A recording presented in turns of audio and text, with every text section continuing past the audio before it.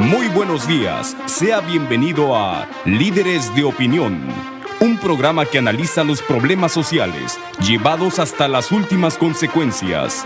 Líderes de Opinión, del Grupo FM.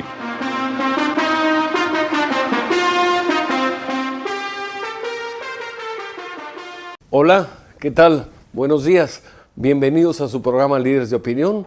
Soy su servidor Francisco Ávila Camberos, a sus órdenes, conduciendo esta mañana el programa y compartiendo con ustedes que tenemos la presencia en estos micrófonos de Líderes de Opinión, nada menos que al presidente de Confamilia, el señor Juan Dabdug Giacomán, a quien le damos la bienvenida, puesto que está aquí en Veracruz, y quisimos aprovechar su visita para que pudiera platicar con nuestro amable auditorio. Bienvenido, Juan. Francisco, muchas gracias por la invitación. Es un gusto que estés aquí con nosotros. Igualmente. Y que nos puedas platicar pues qué actividades está realizando, qué significa Confamilia, para que nuestra audiencia pueda estar enterada.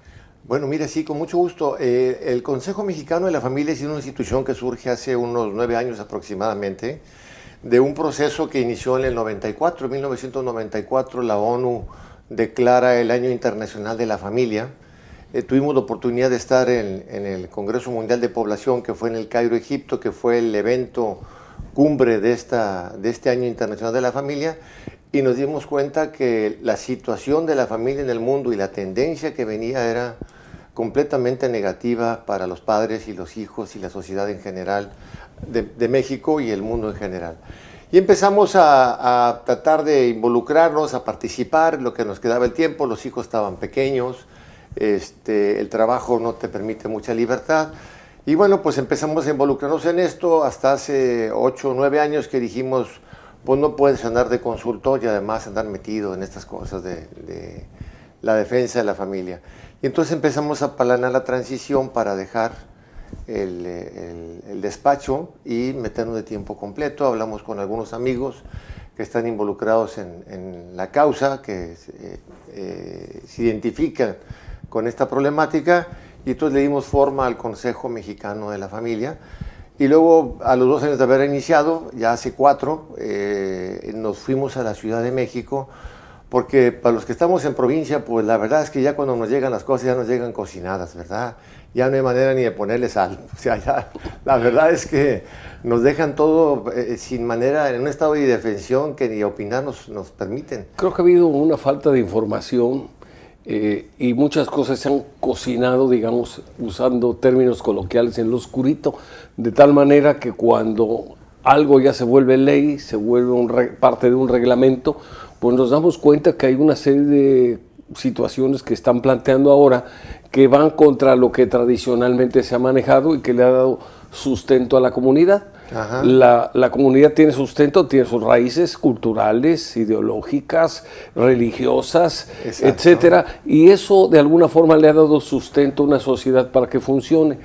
Ahora, con este tipo de ideologías que se importan y que se imponen, porque tengo entendido que esto viene del exterior, pues simplemente se pone a la familia contra la pared, a tal grado que parte de la problemática tan grave que tenemos, tan severa, como es la inseguridad, como es la drogadicción, como es la pérdida de valores, pues tiene su origen en este tipo de movimientos que van poco a poco minando las bases de esa célula, que es una célula importante de la sociedad, que es la familia. La célula fundamental de la sociedad, así la define la Declaración Universal de los Derechos Humanos, ¿no? O sea, desde 1948 está claro que si a la familia le va mal a la sociedad, le va mal al país. Entonces, no entendemos nosotros cómo estos políticos nuestros, diputados, senadores, gobernadores, han sido tan ciegos que han permitido que la familia quede en un estado de indefensión, que las madres tengan que dejar a los hijos por salir a trabajar porque no les alcanza la comida, ¿sí? Nos dijeron desde hace casi 50 años que la familia pequeña vivía mejor, y pues mentira.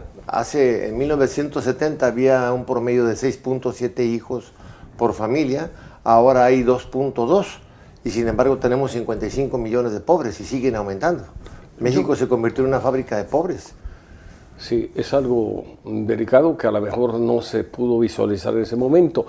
Yo creo que parte también, además de estas ideas que han surgido ahora, que como tú bien dices, no son impuestas desde el exterior para tener de alguna forma un control sobre los índices de natalidad, pues se han revertido, no ha sido la solución. Y además creo que aquí hay una parte importante que influye en el comportamiento de la sociedad, que es el consumismo. Tenemos una televisión, antes teníamos un radio antes y queremos televisión. Y luego, pues ya no blanco y negro, queremos una televisión a colores. Bueno, pero ahora queremos una televisión no en la sala como antes, que era para que toda la familia se reuniera, sino queremos una en la sala, queremos una en la recámara y si se puede en un área diferente. Entonces vamos inventando necesidades y para poder satisfacer esas necesidades pues tenemos que trabajar más. Y entonces ya lo que gana el jefe de la familia no es suficiente para satisfacer todas las necesidades, unas que son reales, indudablemente, y otras que son inventadas, producto pues posiblemente de ese consumismo desbordado en que estamos inmersos. Todo esto al final suma y efectivamente muchos de los que estudian este tipo de problemas pues se quejan de que, o señalan con toda precisión, que al tener que trabajar la madre, pues descuida a los hijos. Entonces los deja en manos de un familiar, los deja en manos de la sirvienta, o lo que es peor, los deja en manos de la televisión. Sí. Y entonces, pues ahí empieza a fraguarse o a iniciarse las fallas que al final provocan ruptura. Sí, fíjate, pero ahí estamos hablando del 20% de la población, ¿verdad? De esa gente que tiene la posibilidad de aspirar a un segundo carro, de tener una segunda televisión, una tercera televisión, una televisión para cada cuarto. Cuando tienes gente, hay que entender que en México el promedio educativo de México es de tercero de secundaria. Ese es el promedio de educación que tenemos. Y si nos vamos a ver cómo estaban las escuelas antes de la reforma estructural, bueno, todavía están muy parecidas, ¿verdad? No ha cambiado, no ha habido un gran cambio realmente. Para ser maestro, tú tenías que presentar un examen de admisión donde con que sacaras 3 de calificación pasabas. O sea, ¿qué le puede enseñar un tipo que tiene 3 de conocimiento a un grupo de alumnos? Entonces, ahí tenemos un problema. Se heredaban las plazas, había compadrazgos. Entonces tenemos un país con muy poca educación y muy mala. Y además hay una observación aquí. Yo que soy de la vieja escuela, porque estudié hace muchos años, pero yo comparo lo que yo sabía al salir de la primaria con lo que ahora sabe a lo mejor un muchacho de secundaria. Y la verdad que antes salíamos mucho mejor preparados, aún a nivel primario. Y esto lo menciono porque ahora se habla de que ha subido el grado de escolaridad promedio, digamos, a tercero secundario, como tú lo mencionas, pero hay que ver qué calidad de educación tenemos. Exactamente. Que ese es otro problema. Exactamente. Ahí te puedes encontrar, por ejemplo, que hay un crecimiento brutal en el país de universidades, ¿no? Pero son todas patito. O sea, un día me llegaban a ofrecer, oye, ¿no quieres comprar una universidad? Ah, chihuahua, ni que fueran pan de caja o qué andan vendiendo ustedes, ¿verdad? Son refrescos. ¿No? Una universidad que tenía 4 carreras registradas y 2 maestrías, el fundador de la universidad había fallecido, la viuda no quería seguir con el negocio, pero con esa facilidad, ¿verdad?, de que se anda vendiendo por ahí una universidad. ¿Cuándo habías oído eso? O sea, entonces se están autorizando instituciones educativas que no tienen los requisitos para tener la excelencia que se requiere en el país, y resulta que los muchachos, pues bueno, terminan saliendo de ahí, sí con un título, pero con muy poco conocimiento. Yo creo que esto tal vez había que precisarlo porque van surgiendo, no podemos barrer parejo, claro, van surgiendo universidades, claro, algunas nuevas, con bastante prestigio, y otras, como tú dices, que bueno, simplemente se vuelven un negocio. Uh-huh. Su función no es prácticamente o propiamente enseñar, digamos, capacitar, preparar a los jóvenes, sino simplemente es un negocio y a lo mejor una buena parte de las universidades nuevas, que precisamente se le llama patito, porque pues no cumplen con los requisitos mínimos para poder estar capacitando, educando, enseñando con calidad. Para ser competitivos. Que sea competitivo, entonces efectivamente hay un título, pero pues ese título y nada es lo mismo, porque la gente sale mal preparada. Pero volviendo al tema que nos ocupa y que nos preocupa, no cabe duda que hay cosas que están incidiendo en la comunidad, en la familia, y que son las que generan mucha preocupación de algunos sectores que están bien informados de la situación y que ven, si ahorita está la sociedad tan descompuesta, ¿qué va a suceder si estas políticas públicas que empiezan a implementarse sin el consentimiento de la mayoría de los ciudadanos, sin el conocimiento de la mayoría de los ciudadanos, los políticos las logran, pues de alguna manera, impulsar y convertir en leyes o en reglamentos que finalmente van a incidir en la cultura, van a incidir en la preparación y en la integración o desintegración de la familia? Exactamente. Fíjate que sí, o sea, hay un gran problema realmente ahorita en el país. Yo no sé qué les ha pasado. Como tú bien te comentábamos, bueno, pues hay influencias de empresas extranjeras, hay influencias de gobiernos extranjeros, pero bueno, entonces lo que tenemos en el gobierno es un grupo de traidores que están dejando de lado a la población mexicana y están vendiendo sus vidas, porque eso es lo que están vendiendo, no están vendiendo territorio, están vendiendo las vidas de las familias mexicanas y la están poniendo en una situación realmente muy delicada. Si ya por sí estamos mal con lo que están tratando de implementar, la situación se va a poner bastante compleja. Yo creo que es algo bastante preocupante y vamos a continuar, si te parece bien, después de una breve pausa. Con mucho gusto. Regresamos en un momento para seguir platicando con don Juan Dabdug. Continuamos con su programa Líderes de Opinión. Estamos platicando esta mañana con don Juan Dabdug Giacomán, quien es presidente de Confamilia. Confamilia, exactamente. Yo creo que esto no solamente es una cuestión de tipo ideologizante, sino creo que hay grandes negocios atrás de esto. Sí. Porque finalmente los anticonceptivos son un negocio. Alguien me decía hoy en la mañana que hay unos efectos colaterales que tienen los anticonceptivos, que es el desarrollo del cáncer, claro. Por ejemplo. Hay una proliferación de esta enfermedad que está alcanzando pues una situación preocupante y posiblemente esto se deba al uso de anticonceptivos. Finalmente, quienes promueven este tipo de cosas, quienes promueven este tipo de cambios en el comportamiento de la comunidad, pues tienen intereses. Claro. Dicen que atrás de esto están los grandes laboratorios internacionales, están grupos que les interesa tener pues un control cada vez mayor sobre la familia y sobre el comportamiento de la gente, porque una gente controlada es una gente manipulable. Exacto. Es una gente que puede en un momento dado creer de buena fe que está haciendo bien cuando realmente está afectando la comunidad a la que pertenece. Y la idea, que creo que esto es lo que ha motivado a que la sociedad vaya avanzando, es que si hay ahora más cultura, bueno, pues haya más armonía, haya más entendimiento. Ahora con los medios de comunicación pues tan desarrollados que haya una comunicación eficiente que nos una. Pero aquí me da la impresión que este tipo de teorías tienden exactamente a ser divergentes, tratan de separar lo que ha estado unido muchos años. Sí, mira, ahí hay un punto muy importante porque la gente le puede ayudar a entenderlo. Hace 100 años, o sea, hay un interés, entre otros muchos intereses, del control natal de los países del tercer mundo. Ojo, del tercer mundo. Porque mientras que en los países del tercer mundo se está controlando la población, se esteriliza sin pedir permiso, se anima a las chicas a ser promiscuas, pero para ponerse algún anticonceptivo o alguna, ¿cómo se llama? Algún proceso de esterilización como la salpingoclasia. Pero si te vas al norte, allá te dan premios, ¿verdad? Por tener hijos.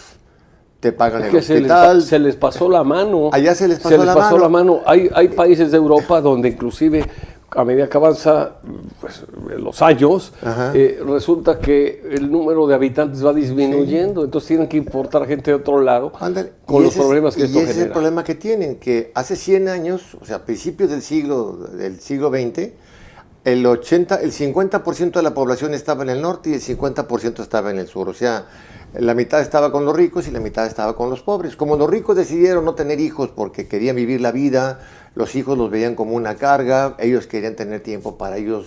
O sea, hay un individualismo, un egoísmo muy fuerte. Esto lo que fue provocando es que ese equilibrio que había entre las poblaciones de los países ricos y los pobres se fue modificando fuertemente, al grado que en fines de los 60, Henry Kissinger, secretario de Estado en Estados Unidos, hace un estudio y dice: la mayor amenaza que tiene Estados Unidos para su desarrollo no es el bloque socialista, no es la URSS, ¿verdad? Sino el crecimiento de los países del tercer mundo. Y tenía razón. Ahorita en este momento el 85% de la población está en el sur y solamente el 15% está en el norte. Entonces, ahorita quienes estamos en posibilidades de tomar el control del mundo serán los países del tercer mundo. Por eso nos quieren mantener pobres, por eso nos quieren mantener ignorantes, porque imagínate, si somos 5 veces el tamaño que son los países del norte y además estamos preparados, estamos educados, pues las posibilidades de que ellos sigan sosteniendo el poder va a ser mínimas. Entonces, ahí hay un punto de interés que es crítico y está documentado por el estudio de Henry Kissinger de los 60s. El otro punto importante es que hay intereses particulares donde la gente se beneficia. Cuando rompes con la naturaleza de la sexualidad humana, donde el sexo es simplemente para que te diviertas, pues bueno, pues aquí cada quien le da vuelo a la hilacha y lo que termina habiendo es una gran promiscuidad y eso genera un crecimiento de las enfermedades de transmisión sexual, de los embarazos inesperados y empieza a generar una descomposición social brutal.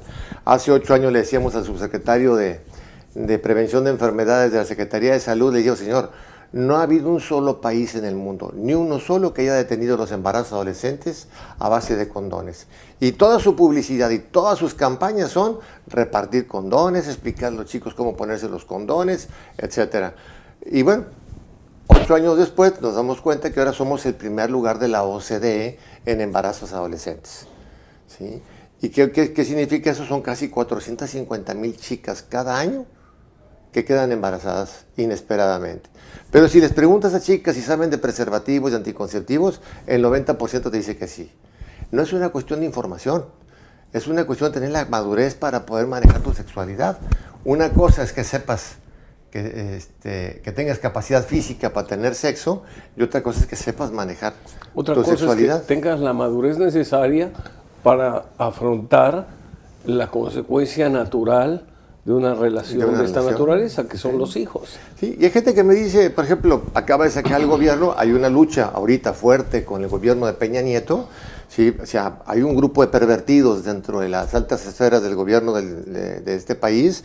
Ahí está Osorio Chong, el presidente de la República, la Comisión Nacional de Derechos Humanos, y digo pervertidos porque sacaron una cartilla de derechos sexuales para adolescentes y jóvenes.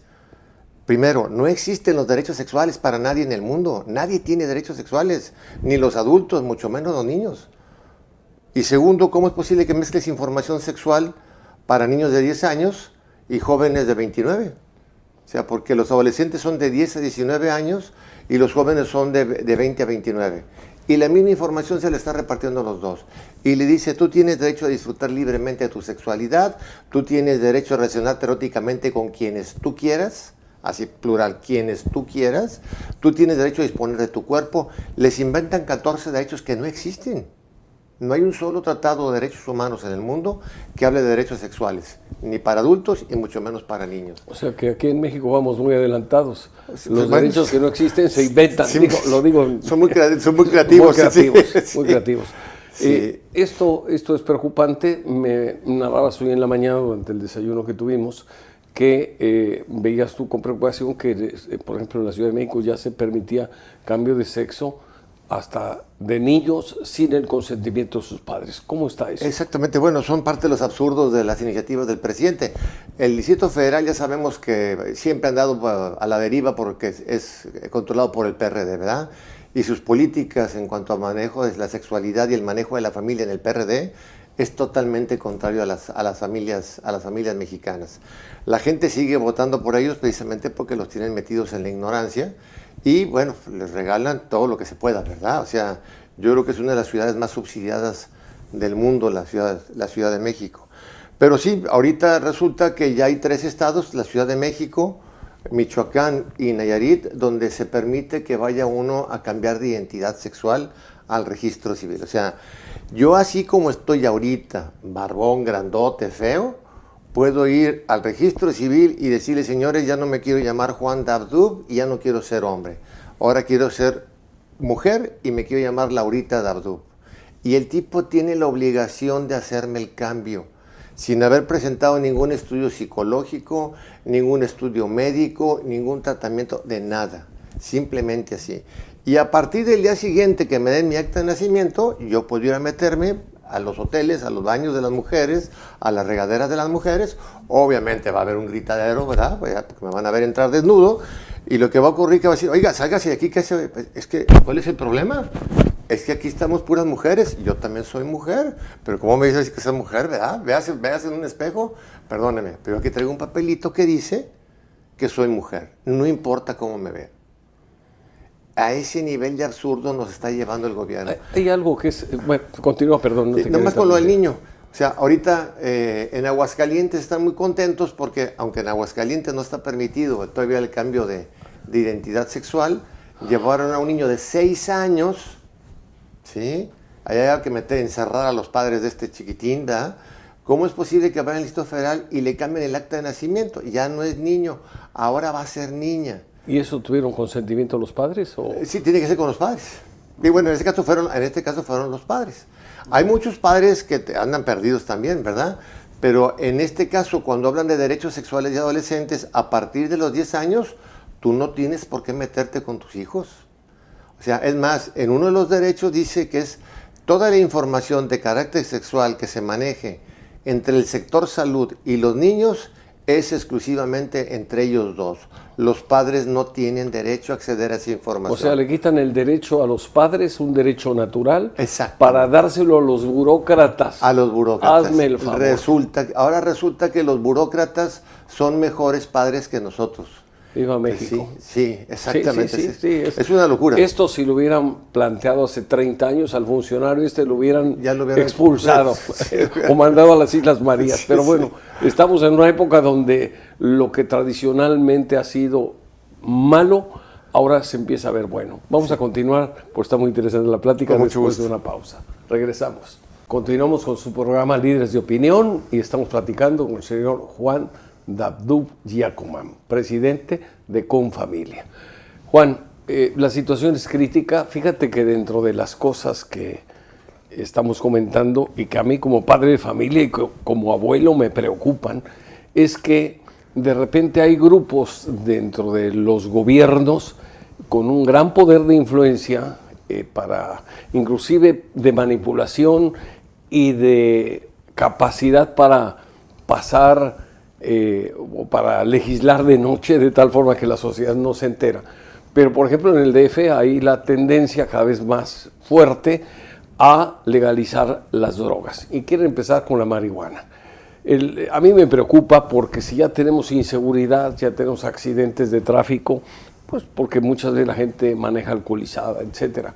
Y esos accidentes, en lugar de ir disminuyendo, lamentablemente van en aumento.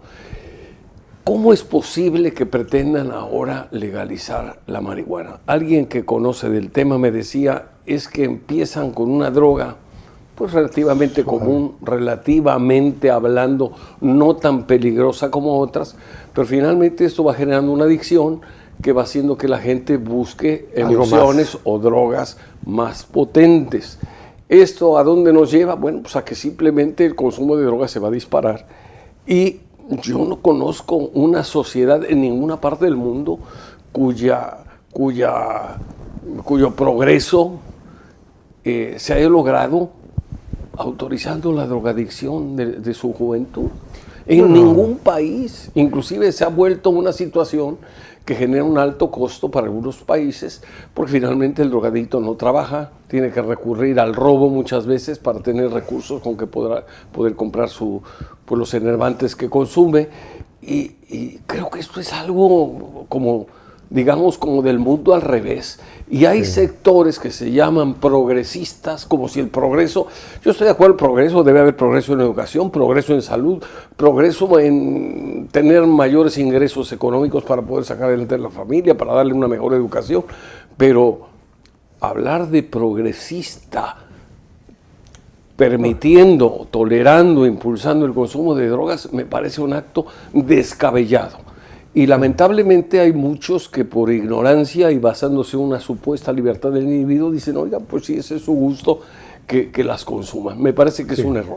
No, totalmente de acuerdo. Mira, y esta cuestión de progresismo y de liberalismo surge incluso de la misma Suprema Corte, que es lo más peligroso de todo. O sea, tenemos una Suprema Corte de 11 ministros que más bien parecen activistas radicales que realmente jueces, porque cuando tú te pones a ver las sentencias dices, ¿de dónde rayos sacaron estos argumentos los señores, verdad? O sea, están desprestigiando una institución tan importante como es la Suprema Corte de Justicia. Y con tanta autoridad moral que ha tenido, sobre todo en el pasado, pues es el máximo tribunal del país y bueno, efectivamente con algunas soluciones o resoluciones, no sé cómo se llame, que han tomado, pues da la impresión ahí que están más bien resolviendo en base a ideología, no en base a la justicia. Y así es, o sea, y yo se los puedo demostrar a los señores ministros.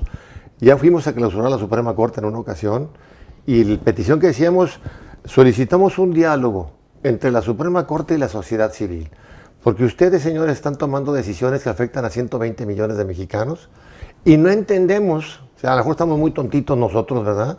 Pero no entendemos el sustento de sus sentencias, ni en el carácter científico, ni en el carácter racional, ni tampoco en el carácter jurídico. Entonces, por favor, explíquenlo, pero delante de los medios masivos de comunicación. Obviamente no lo quisieron hacer. Pero la parte importante aquí viene en el sentido de que esas decisiones están lastimando mucho a la población. Por ejemplo, tenemos ahorita que hablas de la marihuana, ¿no? Ya la autorizaron para uso recreativo. Uso recreativo, ¿no? Entonces dices tú, a ver, señores, explíquenme una cosa. Tenemos 10 veces más adictos al alcohol que a todas las drogas juntas en este país, ¿sí? De los cuales casi medio millón son menores de edad. Entonces yo digo, a ver, si no puedes controlar la venta de alcohol, ¿cómo rayos quieres controlar la venta de marihuana? Es que quien tiene libertad, como tú decías, está bien, sí.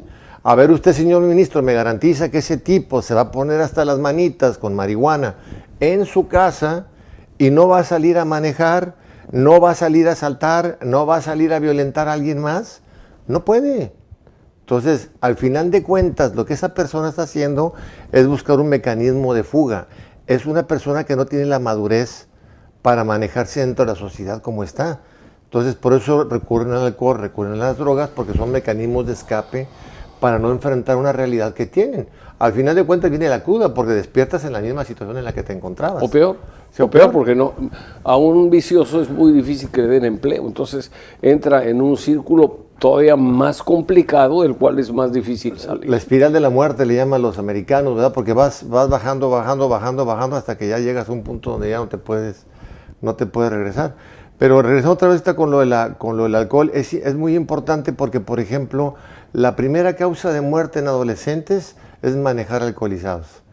Y yo les digo, a ver, ¿cuántas personas están en la cárcel en este momento por venderle alcohol a menores? Ninguno.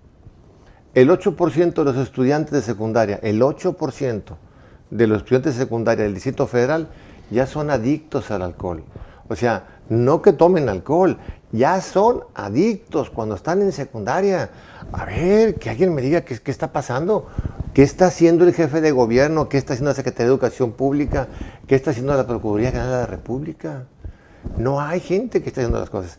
Ahí es donde nosotros metemos la reforma constitucional para proteger a la familia, para que estas gentes se hagan responsables realmente y cumplan con los tratados internacionales y protejan a la familia de este deterioro que ellos están provocando. Tengo entendido que tu visita al estado de Veracruz es pues para platicar con diversas organizaciones sobre una problemática que está surgiendo.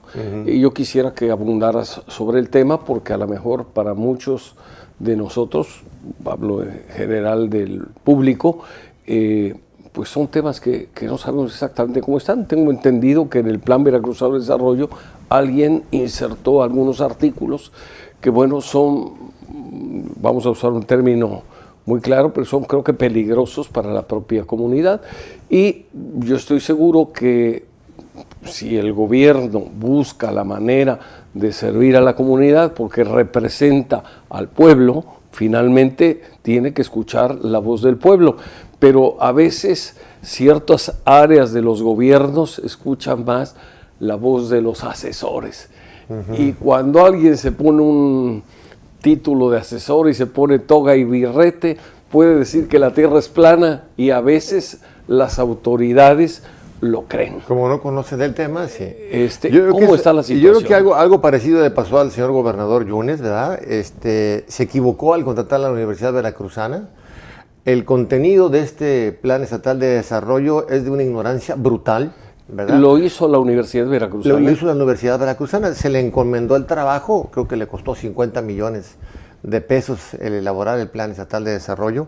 Y la verdad es que el contenido no tiene sustento, al menos en las cuestiones que tienen relación con el matrimonio y la familia. Porque prevalece la ideología sobre... Exactamente, porque prevalece la ideología, y un gobierno no puede funcionar con base a ideologías, porque las ideologías son eso, simplemente son ideas que son conceptos abstractos que cada persona desarrollamos en nuestra mente, en nuestra imaginación. Y luego, bueno, pues si vamos a estar dependiendo de la ideología del gobernante en turno, pues a ver quién llega después y nos vuelve a cambiar todo el esquema. O sea, realmente la educación, realmente las leyes de un país tienen que estar sustentadas en la ciencia y en la razón. Y ese Plan Estatal de Desarrollo, yo reto a la rectora de la universidad a una confrontación abierta en público para que sustente lo que puso en ese Plan Estatal de Desarrollo. No tiene el menor sustento y sí está destrozando las condiciones de vida, ya no digamos las cuestiones de carácter cultural, los valores, las tradiciones de la sociedad mexicana. Es que va en contra de la biología, va en contra de la ciencia. ¿Qué partes de ese plan son las que consideras que pueden hacer pues un efecto, o tener un efecto nocivo sobre la sociedad? Bueno, mira, por ejemplo, están hablando de esto del cambio de identidad de género, lo que estábamos hablando, que se quiere aprobar aquí en el Estado, que la gente pueda ir a cualquier registro civil y le den lo conviertan por decreto en, sí, una persona diferente. Ya dijeras tú que se quiere convertir en hombre o en mujer o lo que sea, no. O sea, no, hay gente que realmente... la tendencia es que a la gente, dicen, se le debe respetar lo que ella piense. Entonces, no importa lo que tengas en tu cabecita y si esto contradice la teoría de la gravedad, ¿verdad? Tú eres libre de decir lo que tú quieras. Hay tres casos muy representativos y muy rápido. Un hombre de 52 años con 7 hijos, de repente dice que él ya no es hombre, que él es mujer, es más, ya no es mujer, no es ni siquiera adulto, es una niña de 8 años. ¿Eso es un ejemplo o es un caso real? Es un caso real. ¿En dónde? En Canadá. Ah, bueno. Y va y se deja... Afortunadamente, y lo digo en broma, no estamos tan adelantados aquí. Sí, porque bueno... Oye, pero hay que tener cuidado porque para allá porque vamos. Nos da por copiar todo lo malo, cuando debíamos aprender lo bueno. Es que ese es el fundamento de la ideología de género, ¿verdad? O sea, como es tu ideología, es lo que tú piensas, lo que tú sientes, eso es lo importante. Y no tengo derecho a cuestionarte nada. Entonces, alguien decía que no por el hecho de que unos legisladores aprueben una ley que diga que los burros pueden volar, por eso les van a salir alas a los burros. Exactamente. Pero bueno, esa ideología. Pero por ahí va la ideología de género, ¿verdad? Cuando la están hablando. Y la defienden, ¿verdad? La Secretaría de Gobernación, la Secretaría del CONAPRED, la Comisión Nacional de Derechos Humanos. Dice, espérame, no es posible. Hay un muchacho en Estados Unidos de 22 años que dice que él es un alien asexuado. Y se ha gastado $1 millón de pesos, $55,000, en hacerse cirugías en su cara para parecer extraterrestre. Entonces ya es otra condición, es simplemente un extraterrestre. Y como dice que él no le atrae el sexo de nadie, entonces se va a quitar los genitales y por eso va a ser así. Otra chica que dijo, oye, yo siempre sentí que yo debería haber sido ciega.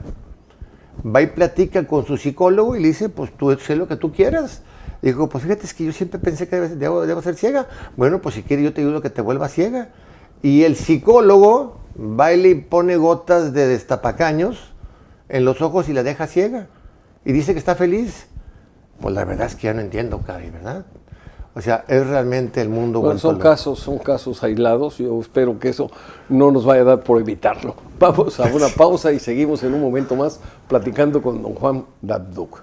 Estábamos comentando sobre aberraciones que se han producido en otros países, que yo más bien creo que son casos aislados que ojalá no imitemos, porque en México lamentablemente somos muy dados a imitar lo malo, no lo bueno. Yo creo que países como Canadá tiene mucho de positivo, su respeto al medio ambiente, tiene empleo, tiene desarrollo, no tiene la crisis que tiene Estados Unidos de valores, pero bueno, pues aún en las mejores familias a veces dan casos extraños. Y volviendo ahora al estado de Veracruz, concretamente, ¿qué áreas o qué puntos del Plan Veracruzano de Desarrollo consideras tú que se debe de revisar, platicar, dialogar y corregir si hace falta? Bueno, mira, por ejemplo, tienes el caso de la penalización, la despenalización del aborto, ¿verdad? No hace un año que la sociedad veracruzana hizo algo que no se había hecho en todo el país. Puso un ejemplo al presentar una iniciativa ciudadana para proteger la vida desde la concepción, y viene este gobierno a contradecir a la sociedad veracruzana. O sea, siendo el único caso en el cual se ha blindado la Constitución a través de una movilización ciudadana, viene ahora el gobierno actual a por decreto venir a tumbar son los diputados, tengo entendido, ¿no? Sí, pero aparentemente el Plan Estatal de Desarrollo le corresponde al Ejecutivo, y en el plan del Ejecutivo viene el retomar el aborto como un derecho de las mujeres que en ninguna parte del mundo existe como tal derecho, ¿no? Aquí nada más una observación muy rápida: los derechos de una persona nunca pueden ser tan amplios que afecten los derechos de terceros, y menos de los más desvalidos, de los más desprotegidos, que son los niños no nacidos. Totalmente de acuerdo. Y en ese aspecto, algunos grupos, tú sabes, si han tratado de reunirse con el gobernador para buscar a través del diálogo alguna solución. Ya ha habido 2 intentos de reunión con el señor gobernador, pero no los ha querido recibir. Sé que se han querido juntar algunos grupos de pastores evangélicos, se han querido juntar los obispos. No quiere hablar con nadie. No quiere hablar con nadie el señor Yunes. Algo extraño está pasando, pero se me hace muy irregular que un gobernante no quiera hablar con los líderes de su comunidad. ¿Y será esa una realidad, o a lo mejor no han tocado la puerta adecuada? No lo sé. Pues no sabría decirte, pero valdría la pena. Yo creo que este gobierno, que está tratando de hacer las cosas de una manera diferente, pues a lo mejor no ha tenido el gobernador, y esto estoy suponiendo, la información adecuada, pero pues yo creo que sentarse a dialogar, o lo convencen o los convence o llegan a un acuerdo, pero yo creo que debe haber esa disposición. Exactamente, yo creo que sin diálogo no van a avanzar nadie, ¿verdad? Lo que pasa es que muchas veces, fíjate, Juan, que la sociedad cree una parte que votando cumple con su responsabilidad y se olvida otra vez y deja que diputados, senadores, legisladores locales hagan lo que les dé su gana. Y por otro lado, hay quienes de plano no van ni a votar siquiera. Yo creo que la sociedad debe estar vigilante de qué es lo que las autoridades están diciendo. Es como si yo pongo de encargado de una empresa que tengo a una persona que contrato y lo dejo que haga lo que quiera. Finalmente tengo que estar al pendiente, tengo que platicar, tengo que pedir cuentas para que esa empresa salga adelante. De lo contrario, dejar a alguien y desentenderme también es, creo que, parte de una actitud irresponsable por parte de la ciudadanía. Afortunadamente, la crisis, la situación que se vive ha unido a algunos sectores de la comunidad, y creo que esos sectores deben de tocar puertas, hablar con los funcionarios, insistir, hablar con las autoridades para tratar de explicar el por qué hay algunas cosas que pues afectan a la propia sociedad, y en base a ese diálogo lograr pues que algunas cosas o algunas disposiciones o algunas áreas de la administración pública que están afectando a esa propia comunidad rectifiquen. De lo contrario, se dan casos donde escuchan las autoridades a los que más gritan, no a los que son mayoría. Y tenemos una sociedad polarizada, desconectada, preocupada de otras cosas y a lo mejor no lo suficientemente enterada de lo medular, de lo que puede afectar el desarrollo de esta comunidad o lo que le puede ayudar. Sí. Y ahí es donde la sociedad también tiene que abrir los ojos y despertar. Totalmente de acuerdo. Y siguiendo ahorita con el tema del Plan Veracruzano de Desarrollo y en el caso de la protección de la vida que se blindó el año pasado aquí en el estado de Veracruz, ahorita se está usando un truco que se le llaman alerta de género por derecho comparado, algo así por el estilo, se olvídate el nombre al final de cuentas. Es un truco que surge de la Secretaría de Gobernación a través de la Comisión para la Protección de la No Violencia contra las Mujeres y a través de eso están queriendo cambiar el Código Penal, lo cual es ilegal, porque tú no puedes cambiar una ley sin haber cambiado la Constitución, o sea, no puedes hacer una nueva ley contradiciendo la Constitución. La Constitución es la ley fundamental y cualquier ley que se haga que sea contraria a la Constitución, por default está muerta. Exactamente. Bueno, en eso están trabajando y esa es la parte que es importante que los señores diputados entiendan que por ahí no pueden avanzar, se van a meter en un lío porque les van a llover demandas de los ciudadanos de una manera impresionante, ¿verdad? Su futuro político se va a terminar antes de que acabe. Hay que tomar en cuenta, y esto es importante, que los señores legisladores son representantes de la comunidad y por lo tanto deben representar el interés de la comunidad y no sentir que son China libre y pueden hacer lo que les dé la gana sin rendir cuentas.